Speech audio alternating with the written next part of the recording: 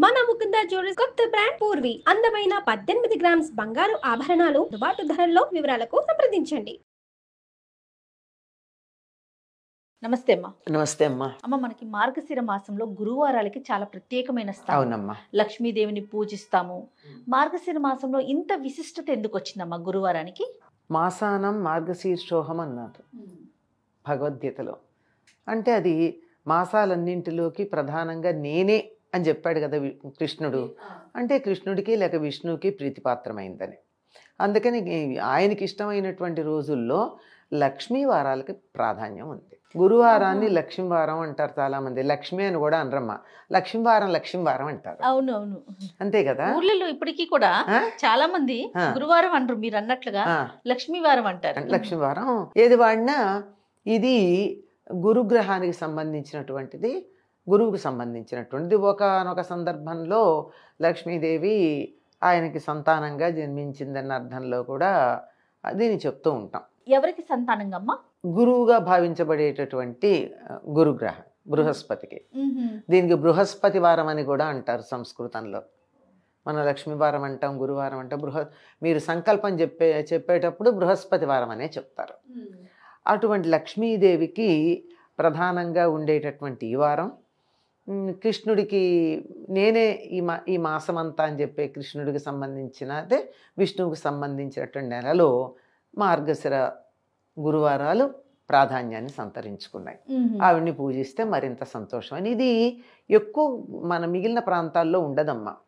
కళింగ ప్రాంతం అంటే ఒరిస్సా ప్రాంతం, దానికి ఆనుకుని ఉన్నటువంటి శ్రీకాకుళం, విశాఖపట్నం, కొంతవరకు తూర్పుగోదావరి జిల్లా, ఈ ప్రాంతాల్లో ఉంటుంది. మీరు ఎక్కడన్నా ఇప్పుడు ఇక్కడ ఆంధ్ర ప్రాంతం వాళ్ళు కానీ లేకపోయినట్టు, ఆంధ్ర అంటే మళ్ళీ కృష్ణా, గుంటూరు, నెల్లూరు ఆ ప్రాంతాలు కానీ, తెలంగాణలో కానీ మార్గశిర లక్ష్మీవారాల పూజ ఉందా? అసలు మార్గశిర గురువారం అని కూడా అన్నారు, మార్గశిర లక్ష్మీవారాలు అని అంటారు. ముఖ్యంగా అనకాపల్లి అక్కడ ఉన్నటువంటి కనక మహాలక్ష్మికి చాలా ప్రధానమైనటువంటి రోజుగా చెప్తారు. ఇప్పటికి కూడా సంవత్సరం అంతా కూడా అక్కడ గురువారాలు పూజ చేస్తారు. దీనికి సంబంధించి ఒక వ్రతంగా కూడా ఉంది. తప్పనిసరిగా ఆ ప్రాంతాల్లో ఉన్న అబ్బాయికి పెళ్ళయి అమ్మాయి కోడలు ఇంటికి వస్తే మొదటి సంవత్సరం మార్గశిర లక్ష్మీవారాల వ్రతం మొదలుపెట్టిచ్చేస్తారు. ఇది నిజానికి ఒక ఇల్లాలు ఎలా ఉండకూడదో చెప్పడానికి ఇదనమాట. ఇంట్లో లక్ష్మీదేవి ఉండాలంటే ఏమేం చేయకూడదు ప్రధానంగా. అంటే దాన్ని బట్టి ఏం చేయాలో మనం నిర్ణయం చేసుకోవచ్చు కదా. దానికి సంబంధించి చెప్తారు. ఆడపిల్లని లక్ష్మీదేవిలా చూసుకోవాలి. నీ కథలో చిన్నదే లక్ష్మీదేవికి పూజ చేయడం అంటే మామూలుగా పసుపుతో పెట్టేసి వినాయకుడిని అది లక్ష్మీదేవిని పూజ చేస్తారు. పూజ చేసిన తర్వాత కథ చెప్పుకుంటారు. ఈ కథలో ఒక అమ్మాయి ఉంది. ఆ అమ్మాయికి ఏమో తల్లి చనిపోతే తండ్రి మళ్ళీ వివాహం చేసుకున్నాడు. చేసుకున్నటువంటి ఆవిడ సరిగ్గా కఠినంగా ఉంటూ ఉంటుంది. తమ్ముళ్ళని ఈ అమ్మాయి బాగానే చూసేది, కానీ ఆవిడ మాత్రం కూతుర్ని, సవతి కూతుర్ని తన బిడ్డలాగా చూసుకోలేదు. తిడుతూ, నిందిస్తూ, చీపురుతో కొడుతూ అట్లా అన్నీ చేస్తూ ఉండేది. మొత్తానికి ఆ అమ్మాయికి పెళ్ళయి వెళ్ళిపోయింది.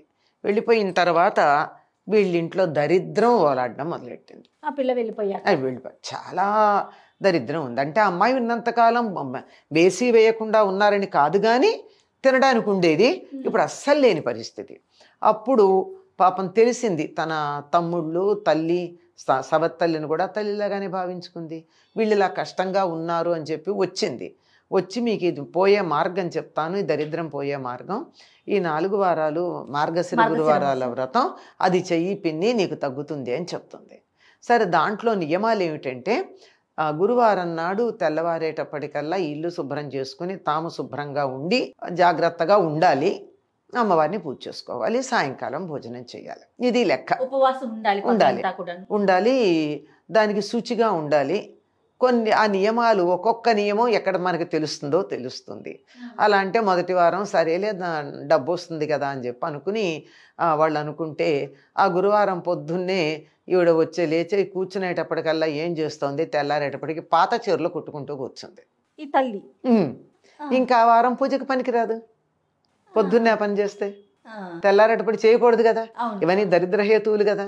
పాత చీరలు ఎప్పుడో అప్పుడు చిన్న చిన్న చిరుగులు ఉంటే కుట్టుకోవాలి, కానీ పొద్దున్నే గురువారం పొద్దున ఇప్పటికి కూడా మన ఇళ్లలో శుక్రవారం, గురువారం పాత చీరలు కుట్టనీరు. ఎక్కడన్నా చీర చిరిగింది అనుకో, కాస్త కుట్టేసుకుంటే అయిపోతుంది అనుకుంటా, కుట్టనీరుగా. అవును, అవునమ్మా, కరెక్ట్ చెప్పారు. చీరని ముక్క కత్తిరించటం కానీ కట్ చేయడానికి కూడా ఒప్పుకోరు. ఏ మధ్యాంటప్పుడో చేసుకోమంటారు తప్ప అది కూడా గురు శుక్రవారాలు కాదు. కరెక్ట్ అమ్మా. పైగా చింపడానికి కూడా ఒప్పుకోరు. హ్మ్. ఇప్పుడు చీర అంచు ఇక్కడ చిరిగిందమ్మా, ఇట్లా తీస్తాం, ఇట్లా చింపడానికి కూడా గురువారం శుక్రవారం ఒప్పుకోరు. హ్మ్. ఇంకో రోజు చేసుకో, అది ఈ వారం పనికిరాదు అనుకుంది. ఇంకొక వారం వచ్చేటప్పటికి తలకింత నూనె పెట్టుకుని కూర్చుని పిల్లలకి పేలు దువ్వుతూ తన తల దూకుంటూ కూర్చుంది. ఈ గురువారం చేసేవాళ్ళు తలకి నూనె రాచుకోరు ఆ రోజు. ఓహో, అయిపోయింది. ఆ వారం పోయింది. ఆ. మూడో వారం వచ్చింది. మూడో వారం వస్తే ఈవిడ చాలా జాగ్రత్తగా ఎన్ని రకాలుగా చేసినా తెల్లారేటప్పటికీ ఇల్లంతా పాచిళ్ళు పెట్టుకుని చికాకు పడుతూ కూర్చుంది. అది కుదరలా, పోయింది. నాలుగో వారం ఏం చేసింది ఈ అమ్మాయి, సవతి తల్లి ఏమీ తినకుండా కట్టడి చేసి అడ్డం కూర్చుంది. కూర్చుంటే ఆ గుంటలో పెట్టింది. గుంటలో ఉంటే ఏవి తినకుండా ఉంటుందని కూతురు తల్లిని పెట్టింది. అంటే సంపద వస్తుందంటే కూతురు మాట వినడం మొదలు పెట్టింది. మరి లేకపోతే ఇవన్నీ ఎలా చేస్తుంది, తిండికి లేదు కదా. అంటే ఏం చేస్తుంది, పిల్లలు అరటి పండు తిని తొక్క పడేస్తే ఆ తొక్క కింద దొరికింది, అది గబా తినేస్తుంది ఆకలి కాకలే. గుంటలో ఉండి కూడా అయిపోయిందా. అదృష్టవశాత్తు ఆ సంవత్సరం 5 గురువారాలు వచ్చాయి. 5 గురువారాలు వస్తే 5వ గురువారం ఇది కాదని చెప్పి ఆ గుంటలో పెట్టి పైన ఒకటి చెక్క వేసేసి దాని మీద కూర్చుంది కూతురు పైన, తల్లి లోపల. అట్లా కూర్చోబెట్టి మొత్తానికి ఆవిడ్ని ఉంచి సాయంకాలం దాకా ఏమీ తినకుండా ఉంచి అప్పుడు అమ్మవారికి పూజ చేయిస్తే ఆ పూజ ఫలంగా వాళ్ళకి ఇల్లంతా మళ్ళీ సంపదలతో వచ్చింది అని చెప్పారు. అంటే దీన్ని బట్టి ఏమిటి అర్థం చేయాలి, కొత్తగా ఇంటికి వచ్చిన ఆడపిల్ల పొద్దున్నే పాచి బట్టలు వేసి కూర్చోకూడదు, పాత బట్టలు చిరిగిపోయిన గట్లు కుట్టుకుంటూ కూర్చోకూడదు, ఇలాంటి పనులన్నీ తలకి నూనెలు రచేయకూడదు అవన్నీ చెప్పి పూజ చేసేదాకా కాస్త ఆహార నియమం ఉండాలి కదా. పిల్లలకి పెడుతూ స్నానం చేయకుండా చద్దనం తినడం ఏంటమ్మా. ఇవన్నీ చేస్తే వీటన్నిటికన్నా ప్రధానం ఏమిటో తెలుసా, మరింత వీళ్ళకి తిండి లేకపోవడానికి ఆడపిల్లని తిట్టి కొట్టింది కదా. అది ఎప్పుడైతే కూతురు మాట విందో అప్పుడు వీళ్ళకి సంపద వచ్చింది. ఇది మార్గశిర లక్ష్మీ వారానికి సంబంధించింది. దీనికి సంబంధించి అక్కడ ఎంత బాగా పాటిస్తారంటే ఈ నియమాన్ని, తెల్లవారుజామునే చన్నీళ్ళ స్నానం చేస్తారు. మామూలుగా అయితేనమ్మా మనం అందరం శుక్రవారం చేస్తూ ఉంటారు అందరూ తలంట్లు, కానీ అక్కడ మాత్రం గురువారాలు తలంటి పోసుకుంటారు. కానీ ఇప్పుడు మాత్రం స్నానం చేస్తారు. చల్లని నీళ్ళతో స్నానం చేయాలి, పూజ చేయాలి, ఉపవాసంగా ఉండాలి, తర్వాత ఎప్పుడో తినాలి. అంటే మధ్యలో కనీసం ఈ వ్రతం చేసేటటువంటి వాళ్ళు ఈ మధ్య మరి కాఫీ తాగుతున్నారేమో తెలియదు, కానీ దూరకైతే అసలు ఏమి పాలు కూడా తాగేవాళ్ళు కాదట. అంత నియమంగా ఉండి కావాలంటే త్వరగా పూజ చేసుకోండి, ఏముందానికి. అంతా ఈ ఇళ్ళన్నీ శుభ్రంగా ఉంచుకోవాలి. ఎంగిళ్ళు అంట్లు ఈ పిల్లలు ఎలా తింటారమ్మా, చాలామంది ఇళ్లల్లో గమనిస్తూనే ఉంటాం. ఒకప్పుడు ఎక్కడో ఉండేవి కానీ గుడిసెల్లో అక్కడ, ఇప్పుడు మన ఇళ్లల్లో కూడా అలాగే ఉంది. డైనింగ్ టేబుల్ మీద కూర్చుని తింటారు, అంటూ ఎంగిలి తెలియదు, ఈ చేత్తో వడ్డించుకుంటూ ఉంటారు. అన్నం వడ్డించుకున్న చేతే గరిట కంచానికి తగులుతూ ఉంటుంది. ఈ చెయ్యి కడుక్కోకుండానే కంచం పట్టుకుని తింటూ ఈ చెయ్యి కడుక్కోకుండానే ఇంకో పదార్థం వడ్డించుకుంటూ ఉంటారు. ఇట్లాంటివన్నీ ఉండి మాకు సంపదలు కావాలంటే ఎట్లా వస్తాయమ్మా. లక్షలు సంపాదిస్తూ ఉంటారు కానీ 1.5 అప్పులు అవుతూ ఉంటాయి కదా. సంపాదన కనపడుతుంది కానీ సుఖం కనపట్టలేదు కదా. సుఖం కూడా లక్ష్మిలో ఒకటే కదా. కనుక మనం ఇంత సంపాదించామా అంత సంపాదించామనే కదా, దాన్ని మనం ఎంత వరకు అనుభవించి ఆనందంగా ఉండగలుగుతామన్నది ఈ శుచిలో ఉంది. లక్ష్మీదేవికి ఉన్న నామాల్లో ఒకటి శుచయే నమః అని చెప్తాం. అంటే అగ్ని అనే అర్థం ఒకటి, శుచిగా ఉండేది. ఈ శౌచం చాలా ప్రధానం. చక్కగా తెల్లవారేటప్పటికల్లా స్నానాలు చేసి తల దువ్వుకొని ముఖాన బొట్టు పెట్టుకునే అవకాశం అలవాటు ఉంటే తల్లో పూలు పెట్టుకుని కళ్ళకు కాటుకు పెట్టుకుని ఉండే ఆడవాళ్ళు గనక ఉన్నట్టయితే ఆ ఇంట్లో సుఖం శాంతి ఉండకుండా ఎక్కడికి పోతాయి. బాగా చెప్పారు. ఈ గురువార వ్రతం సరే ఈ కథ అదంతా చదువుకుంటారు, పూజ చేస్తారు. అది దీని నుంచి మనం ఏం నేర్చుకోవాలని చాలా ప్రధానం. ఏదో 5 ఏళ్ళో 4 ఏళ్ళో ఆ వ్రతం చేసేసి ఉద్యాపన చేసేసుకున్నాము, అయిపోయింది, మళ్ళీ మేము యథాప్రకారంగా నిద్ర లేవంగానే పాచిమొహంతో బ్రెడ్ తినేసేస్తాము, లేదా ఆమ్లెట్లు వేసేసి గురువారం నాడు పిల్లలకి పెట్టేస్తాము, వాళ్ళు ఇక్కడ అక్కడ పోస్తారు, ఏం పర్వాలా తర్వాత ఎప్పుడో తుడుచుకుంటాము అని ఇళ్లల్లోకి లక్ష్మీదేవి రమ్మంటే ఎట్లా వస్తుంది. కనీస జాగ్రత్తలు మినిమం పాటించాలి మినిమం కదమ్మా. అమ్మ శుచి. శుచిగా. అన్నిటికన్నా లక్ష్మీదేవి తాను ఉంటానని చెప్పిన ప్రదేశంలో శౌచం చాలా ప్రధానం. శారీరకమైన శౌచం ఉండాలి, ఇల్లు శుచిగా ఉండాలి, వీలైతే మనసు కూడా శుచిగా ఉండాలి. ఖచ్చితంగా. ఉన్న చోటకి లక్ష్మి చక్కగా వస్తుంది. ఎప్పుడైతే కూతురు మీద తల్లికి ద్వేషం పోయిందో, అసూయ పోయిందో, అప్పుడు వీడికి మార్గం దొరికింది.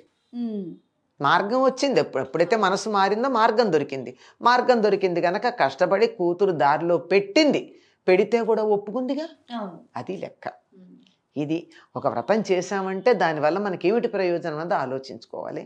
చాలా విశిష్టంగా చేసుకుంటారమ్మా గోదావరి జిల్లా, తర్వాత శ్రీకాకుళం, కొంచెం అటు ఒరిస్సా ప్రాంతం మార్గశిర గురువారాలంటే అబ్బో చాలా విశేషంగా ఉంటాయి. చాలా. కనక మహాలక్ష్మి అమ్మని బాగా కొలుస్తారమ్మా. అనకాపల్లి అంటే ఆవిడ కనక మహాలక్ష్మి, ఆవిడ ప్రత్యక్షంగా ఉంటుంది. ఎందుకంటే ఆవిడ నాకు పైకప్పు వేయొద్దండి, ఎన్నిసార్లు వేసినా పడిపోయిందిగా. ఇతివృత్తం అమ్మా. ఇప్పుడు ఉంటుంది, వెళ్ళి చూడొచ్చు కనక మహాలక్ష్మిని. అక్కడ అమ్మవారి గుడి ఉంటుంది, గుడిలో పైన కప్పు ఉండదు అమ్మవారికి. అయ్యో అమ్మవారికి ఎండ తగులుతోంది, వానబడుతోంది అని కప్పు వేసే ప్రయత్నం చేస్తే అది ఎప్పుడూ సఫలం కాల. అలాగే ఉండడం ఇష్టం ఆవిడికి, నేను ఇలాగే ఉంటానంది. ఆనందంగా ఉంది. ఆ కనక మహాలక్ష్మి అనుగ్రహం లేనిదే మాకేమీ జరగదు అనే గొప్ప విశ్వాసం ఆ ప్రాంతం వాళ్ళందరికీ ఉంటుందమ్మా. చాలా మహత్తు కలిగినటువంటి అమ్మవారని చెప్తారు. చాలా గొప్పగా ఉంటుంది.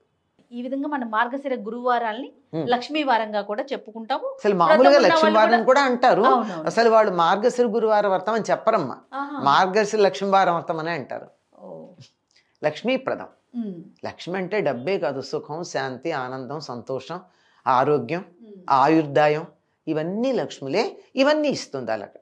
తాంబూలం ఇచ్చుకోవటం అలా ఏమైనా చేస్తారా? ముత్తైదువులు పిలవడం ప్రత్యేకంగా ఏం లేదు, ప్రత్యేకంగా ఏం లేదు. ఇవ్వచ్చు కదా. నేను లక్ష్మీదేవికి పూజ చేసుకున్నాను కనుక ఒక ముత్తైదుని లక్ష్మిగా భావించి ఇచ్చుకోవటం, ఇస్తే ఇస్తారు, కానీ ప్రత్యేకంగా ఉండదు. ఇప్పుడు కొన్ని ప్రాంతాల్లో విశేషంగా జరుపుకుంటారు మీరు అన్నట్టుగా, కొన్ని ప్రాంతాల్లో ఆ వ్రతం చేసుకునే విధానం ఉండకపోవచ్చు. హాయిగా మన మార్గశిర మాసం లక్ష్మీదేవికి ప్రీతిపాత్రం అవుతోంది కనుక అందరూ శుక్రవారం నాడు ఇల్లు కడుక్కుంటారు కదా, గురువారం నాడే కడుక్కుందాం. కడుక్కుని చక్కగా అమ్మవారికి లక్ష్మీదేవికి పూజ చేసుకుందాం, శుచిగా ఉందాం. అన్నిటికన్నా ప్రధానం అది. చాలా శుచిగా ఆహార నియమాలు, శారీరక నియమాలు, పరిసరాలకు సంబంధించిన శుభ్రతలు ఇవి పాటిస్తే చాలు. చేత అయితే లక్ష్మీ అష్టోత్తరం చదువుకోండి, లక్ష్మీ సహస్రనామం చదువుకోండి, శ్రీ సూక్తంతో పూజా విధానం చేసుకోండి, కుంకుమార్చన చేయండి, చేసిన సంతోషం. నమస్తే.